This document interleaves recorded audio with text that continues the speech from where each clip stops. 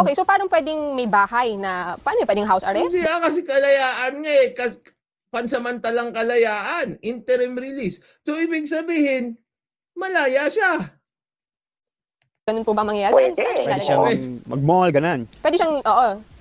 Depende sa terms and conditions. Kasi, di ba sa atin, familiar tayo sa furlough o kaya yung parang, yung release para umattend ng burol, umattend ng itang na medical furlough, para umattend ng burol, umattend ng itang na medical furlough, humanitarian furlough, arrest. Pwede din kasi yun dito. Hindi pero iba kasi yung sinasabi mo. Yung umattend ng burol at medical furlough kapag hindi ka nakabail nun. Parang si De Lima, di ba?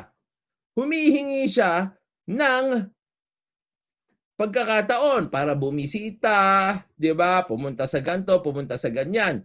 Habang nakakulong siya, magpapaalam ka para pumunta sa mga burol, pumupunta sa hospital kapag nakakulong ka.